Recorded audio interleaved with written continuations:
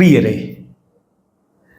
നാം എല്ലാവരും നമ്മുടെ ജീവിതത്തിൻ്റെ വ്യത്യസ്ത മേഖലകളെ ആരെങ്കിലൊക്കെ നമ്മെ ഒന്ന് നടത്തിയാൽ, ഗൈഡ് ചെയ്താൽ ഒക്കെ നമ്മൾ ആഗ്രഹിക്കാറുണ്ട്. ഒരാളെന്നെ ഒന്ന് നടത്തിയാൽ, ചെറുപ്രായമാകുമ്പോൾ കുഞ്ഞുങ്ങൾ ആഗ്രഹിക്കുന്നു മാതാപിതാക്കൾ കരം പിടിച്ച് നടത്താൻ, പിതാക്കളുടെ കൂടെ നടക്കാൻ അവരാഗ്രഹിക്കുന്നുണ്ട്.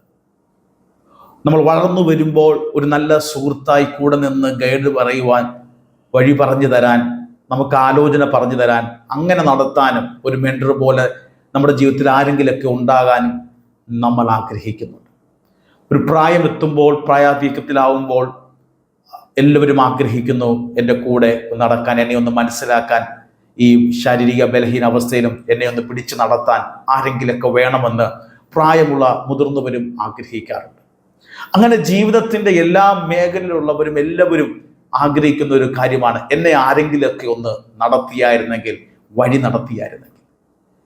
എന്നാൽ ദൈവത്തിൻ്റെ മാറ്റമില്ലാത്ത വചനം പറയുന്നു, എല്ലാ സമയത്തും നമ്മെ നടത്തുന്നൊരു ദൈവമുണ്ട്.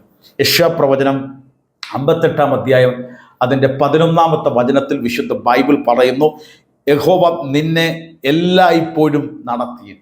കണ്ടിന്യൂസ്, ഏത് അനുഭവത്തിലും കർത്താവ് നിന്നെ നടത്തും. എൻ്റെ ശബ്ദം കേൾക്കുന്ന പ്രിയപ്പെട്ടവരെ, ജീവിതത്തിൻ്റെ ഏത് അനുഭവമായിക്കോട്ടെ, നമ്മെ നടത്താൻ ദൈവം വിശ്വസ്തന. എല്ലായ്പ്പോഴും നമ്മെ നടത്തി. എന്നിട്ട് വചനം പറയുന്നു, വരണ്ട നിലത്തിലും നിന്റെ വിശപ്പടക്കി. ഹല്ലേലൂയ. അപ്പോൾ ഉണങ്ങിക്കിടക്കുന്ന വരണ്ട അനുഭവത്തിലും നിന്റെ വിശപ്പടക്കി നിന്റെ അസ്ഥികളെ ബലപ്പെടുത്തുകയും ചെയ്യും. അപ്പോൾ ദൈവം നമ്മെ നടത്തിയാൽ, വരണ്ട നിലത്തിൻ്റെ അനുഭവമാണെങ്കിലും കുറവിൻ്റെ അനുഭവമാണെങ്കിലും വിശപ്പടക്കി എൻ്റെ ദൈവം നടത്തിയിരിക്കും. എൻ്റെ ശബ്ദം കേൾക്കുന്ന പ്രിയപ്പെട്ടവരെ, നിങ്ങൾക്കൊന്ന് വിശ്വസിക്കാമോ? എന്നിട്ട് പറയുന്നു, നീ നനവുള്ള തോട്ടം പോലെയും വെള്ളം വറ്റാത്ത നീരുറവയും പോലെയാകും. നനവുള്ള തോട്ടം എന്ന് പറയുന്നത് എപ്പോഴും പച്ചിപ്പായ, കാണാൻ ഭംഗിയുള്ള ഒരു അനുഭവമായിരിക്കും. വെള്ളം പറ്റാത്ത നീരുറവ പോലെ എല്ലാവർക്കും ആശ്രയിക്കാൻ പറ്റാവുന്ന, എപ്പോഴും ഹല്ലേലൂയ വെള്ളമുള്ള ആ ഒരു നീരുറവയുടെ അനുഭവം. അങ്ങനെ നമ്മുടെ ജീവിതത്തെ മാറ്റാൻ ദൈവം വിശ്വസ്തനാണ്. വരണ്ട നിലത്തും നമ്മുടെ ജീവിതം വരണ്ട അനുഭവമാണ്, എൻ്റെ ജീവിതത്തിൻ്റെ പ്രതികൂലത്തിൻ്റെ അനുഭവമാണ്. ഇങ്ങനെയൊക്കെ നമ്മൾ ചിന്തിക്കുമ്പോഴും ആ അനുഭവത്തിൽ നടത്താൻ ദൈവം വിശ്വസ്തനായ ദൈവമാണ്. എത്ര പേര് വിശ്വസിക്കുന്നുണ്ട് ദൈവം നടത്തും? എന്നിട്ട് പറയുന്നു, നിന്റെ സന്തതി പുരാതന ശൂന്യങ്ങളെ പണിയും, തലമുറ തലമുറയായി കിടക്കുന്ന അടിസ്ഥാനങ്ങൾ നീ കെട്ടിപ്പൊക്കും. നിന്റെ സന്തതി കഴിഞ്ഞ നാളുകളിൽ ശൂന്യമായി പോയതിനെ വീണ്ടും പണിയും, കെട്ടിപ്പൊക്കും. തകർന്നു കിടന്നതിനെ വീണ്ടും പണിതെടുക്കും. എപ്പോൾ? ദൈവം നമ്മെ നടത്തുമ്പോൾ. അപ്പോൾ ദൈവിക നടത്തിപ്പിന് നമുക്കൊന്ന് ഏൽപ്പിച്ചു കൊടുക്കാമോ? ദൈവം നമ്മെ നടത്തിയാൽ വരണ്ട നിലത്തും വിശപ്പടക്കി നടക്കും.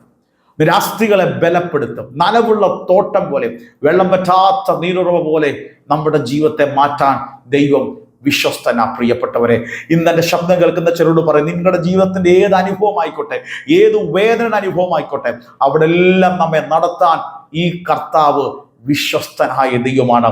നിങ്ങളുടെ ജീവിതത്തെ നടത്തും, നിങ്ങളുടെ ഭാവിയെ, നിങ്ങളുടെ കുടുംബജീവിതത്തെ, നിങ്ങളുടെ തലമുറയെ, ഏത് മേഖലയിലായിക്കോട്ടെ ദൈവം നടത്തും. ഇപ്പോൾ ഉണങ്ങിയ അവസ്ഥയാണോ, മരുഭൂമിയുടെ അനുഭവമാണ്, ഏത് അനുഭവത്തിലും വരണ്ട നിലത്തിലും നമ്മെ നടത്തുന്ന നല്ല കർത്താവ്. പക്ഷെ അതിന് നമ്മൾ എന്തു ചെയ്യണം? ആ നടത്തുന്ന ഒരു നല്ല ഇടയനുണ്ട്, നമ്മുടെ യേശു കർത്താവ്. ആ കർത്താവിൻ്റെ കരങ്ങളിലേക്ക്, ഇടയൻ്റെ കരങ്ങളിലേക്ക് നമ്മളൊന്ന് ഏൽപ്പിച്ചു കൊടുക്കുക. ആ ദൈവത്തിൻ്റെ പരിപാലനത്തിനായി, ദൈവത്തിൻ്റെ നടത്തിപ്പിനായി നാം ഒന്ന് ഏൽപ്പിച്ചു കൊടുക്കുമ്പോൾ നിശ്ചയമായി നമ്മുടെ ജീവിതത്തിന് അത് ബ്ലെസ്സിങ് ആയി മാറിയിരിക്കും. അതാണ് 23-ാം സങ്കീർത്തനം പറയുന്നത്, യഹോവ എൻ്റെ ഇടയനാകുന്നു. ആ ലോഡ്ഷിപ്പിലേക്ക് നമ്മൾ വരുമ്പോൾ എനിക്ക് കുറവുണ്ടാകില്ല, മുട്ടുണ്ടാകില്ല. ഹല്ലേലൂയ. അവൻ പച്ചയായ പുൽപ്പുറങ്ങളിൽ എന്നെ കിടത്തുന്നു. ആ സ്വസ്ഥതയുള്ള വെള്ളത്തിൻ്റെ രീതിയിൽ, ആ ജലാശയത്തിലേക്ക് അവിടുന്ന് തന്നെ നടത്തുന്നു. നമ്മുടെ പ്രാണനെ തണുപ്പിക്കുന്ന ദൈവം. ഹല്ലേലൂയ. കൂരിരുടെയും മരണത്തിന്റെ താഴിൽ കൂടി നടന്നാലും ഭയപ്പെടാതെ നമ്മെ വലങ്കരം പിടിച്ച് നടത്തുന്നൊരു ദൈവമുണ്ട്. ഹല്ലേലൂയ. കൂട്ടുകാൽപരമായ ആനന്ദ തൈലം കൊണ്ട് അഭിഷേകം ചെയ്യുന്ന, നമ്മുടെ പാനപാത്രങ്ങൾ നിറഞ്ഞു കഴിക്കുന്ന ഒരു നല്ല ഇടയൻ. ആ നല്ല ഇടയന്റെ സന്നിധിയിലേക്ക് നമുക്കൊന്ന് ഏൽപ്പിക്കാമോ?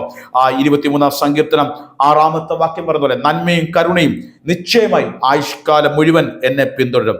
ഞാൻ യഹോവയുടെ ആലയത്തിൽ ദീർഘകാലം വസിക്കും. അപ്പോൾ ഇത് നമ്മെ പിന്തുടരും. ദൈവം നയിക്കുമ്പോൾ ഇതെല്ലാം സംഭവിക്കും. പക്ഷെ നമ്മളൊരു തീരുമാനം, ആ ദീർഘകാലം കർത്താവിൻ്റെ സന്നിധിയിലോട് ചേർന്നിരിക്കുന്ന, ആ ഇടയൻ്റെ പരിപാലനത്തിലേക്ക് വരുന്ന, കർത്താവിൻ്റെ നടത്തിപ്പിന് ആ ഇടയൻ്റെ കരങ്ങളിലേക്ക് നമ്മുടെ ജീവിതത്തെ ഒന്ന് ഏൽപ്പിക്കാമോ? എങ്കിൽ ഈ ഇടയൻ നമ്മെ വഴി നടത്തിയിരിക്കും. അതുകൊണ്ട് പ്രിയപ്പെട്ടവർ, ഏത് വരണ്ട നിലത്തിലും ഏതവസ്ഥയിലും ദൈവം നിശ്ചയമായി നമ്മെ വഴി നടത്തും. വിശ്വസിക്കാമോ? ഈ ദിവസങ്ങളിൽ ദൈവത്തിൻ്റെ നടത്തിപ്പ് ആഗ്രഹിക്കുന്നു. കർത്താവിൻ്റെ ആത്മാവ് നമ്മെ സഹായിക്കും. പരിശുദ്ധാത്മാവ് നമ്മെ അതിനായി ബലപ്പെടുത്തും. നിങ്ങളുടെ കണ്ണുകളെ അടച്ച് ഞാൻ നിങ്ങൾക്ക് വേണ്ടി ഒന്ന് പ്രാർത്ഥിക്കാൻ ഈ മണിക്കൂർ മുതൽ, ഈ മെസ്സേജ് കേൾക്കുന്ന ഈ നിമിഷം മുതൽ നിങ്ങളുടെ ജീവിതത്തിൻ്റെ സകല മേഖലയിലും ഒരു ദൈവത്തിൻ്റെ നടത്തിപ്പ് അനുഭവിക്കാനായി. സ്വർഗീയ പിതാവേ, ഈ ശബ്ദം കേൾക്കുന്ന ഓരോരുത്തരും ഞാൻ യേശു ക്രിസ്തുവിൻ്റെ നാമത്തിൽ പ്രാർത്ഥിച്ച് അനുഗ്രഹിക്കുന്നു. അവരുടെ ജീവിതത്തിൽ ഒരു ദൈവിക നടത്തിപ്പിനായി അവർ ഈ മണിക്കൂറിൽ അവരുടെ ജീവിതത്തെ സമർപ്പിക്കുമ്പോൾ ദൈവം അവരെ നടത്തണമേ എന്ന് പ്രാർത്ഥിക്കുന്നു. ദൈവത്തിൻ്റെ വലിയ മഹത്വം അനുഭവിച്ചറിയുവാൻ കർത്താവ് ഇടയാക്കണമേ എന്ന് പ്രാർത്ഥിക്കുന്നു. ഞാൻ പ്രാർത്ഥിച്ച് അനുഗ്രഹിക്കുന്നു യേശു ക്രിസ്തുവിൻ്റെ നാമത്തിൽ തന്നെ. ആമേൻ. കർത്താവ് നിങ്ങളെ സമർത്ഥമായിട്ട് അനുഗ്രഹിക്കട്ടെ. God bless you.